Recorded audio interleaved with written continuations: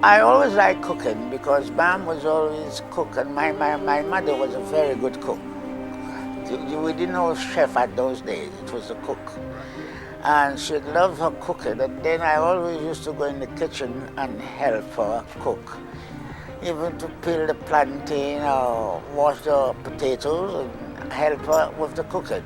She was my inspiration, definitely, but I had another aunt that was in business. She had her own business at Marshall, and that aunt of mine she was very in business-like.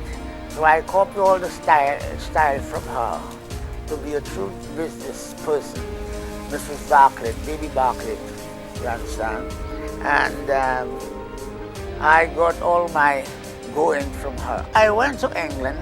And when I got to England, first I was a dancer. After a while, that died off, and a friend of mine again said, well, they're looking for chef at Westminster.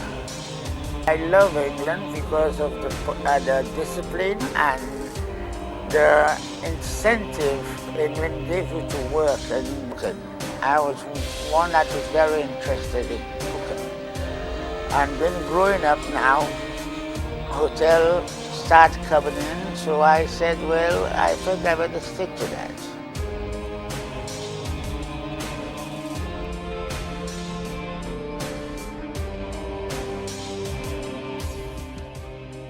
They killed the parrot, which they know they killed the parrot. They all killed the parrot from the government right down.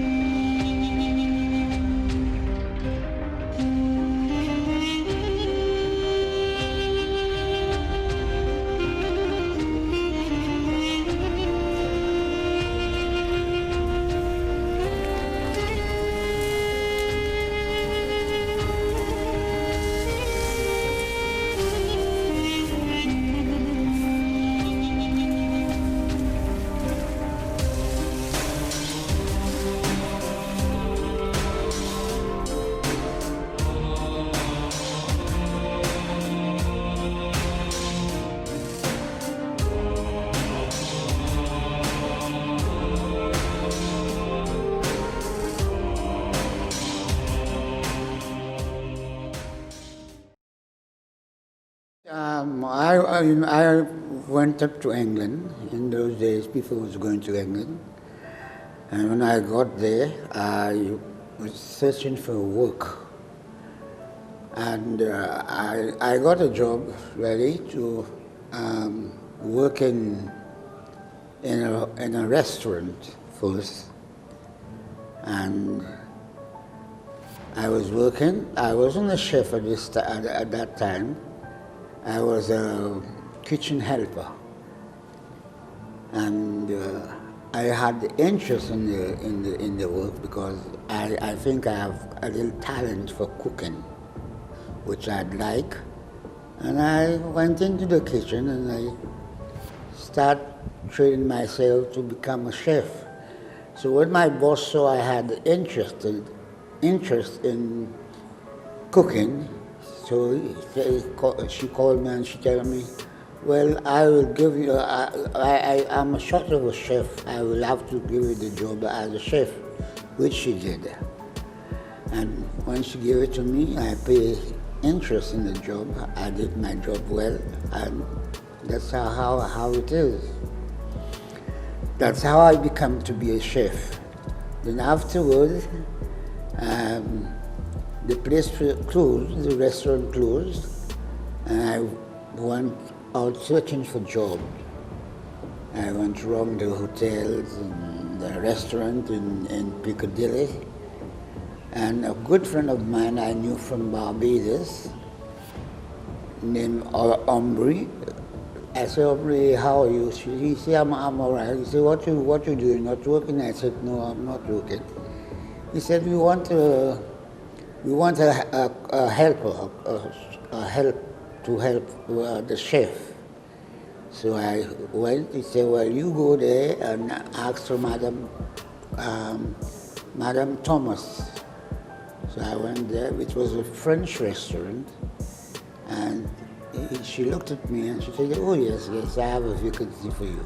I think you are one of the good one I'm looking for.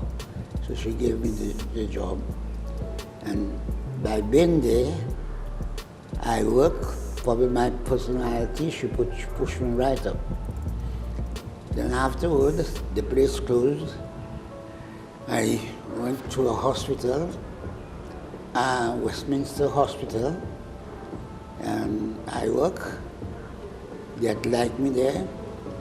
So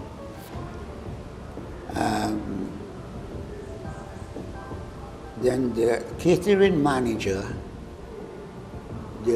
left the job. He retired, and he left the job. Then we had a new catering manager, a younger fella. So I work my day off. I work overtime. So my money obviously was more than his. So he becomes kind of jealous, giving me pressure. So I said, Mr. Couple, I don't think I will want this job again because you give me this. No. I'm only showing you how to do things proper, because when cooking you have to be careful. You can put anything by the side of something and the thing become poisonous. So you have to do it proper. And plus you're working in a hospital. So okay, I worked there, and then he's still giving me pressure, so I left the job. I went home. Meanwhile, I was at home. I was there in the morning, and a friend of mine was passing. He didn't live too far, and he heard my radio playing. He came in, he knocked. He said, funny, what happened? Somebody like you never stay home. What happened? You at home? I said, well, the new catering manager gave me some horrors, so I pack up. Right now I'm looking for a job. He said, you looking for a job? I said, yes, man. So he said, I know where you can get a job as a cook. So he said, go to Fort Dagenham, so they're making the car, and they want a chef there. They want a night shift. You know, night work, a lot of people don't like night work, so I went there, and they gave me a small interview. I got the job. And as soon as I got the job, the food was so good, all the men started because some of them, the person that was there cooking before, the food was very, very bad. So they used to leave the catering, the canteen they give them, and go outside in the restaurant and eat. So since when I came, but they didn't believe I was that good, so they was a bit reluctant. But as news go out, they said, "Ma'am, this fellow can really cook, man. The food is good." So that was plain English cooking, eh? So they all start coming. Nighttime, it wasn't so good for me because everybody coming for food. If the food was bad, I would have had it easy because they don't come for it. Anyway, after 3 months, 4 months, the head of department called me, all of them called me, they said, well, we were really desperate for a chef. And as you came, we try you and you're good. But what's the qualification? I said I don't have any qualification because the restaurant I was working pushed me up from commie cook to a stew chef. So say, well, yes, we are a very big business place. The place making the cars, they're building the cars. So you must have a qualification should in case we have to show it for insurance, because insurance will see how they can have us an unqualified chef to do the food and look the men get food poison. So they sent me to Westminster College. When they sent me to Westminster College, I stood there, I spent 3 months there, and I did my training, further training, and then I went back at Claridge's. The chef gave me the job, and from there on, nobody complained. The food was good, the kitchen was clean and everything, so well,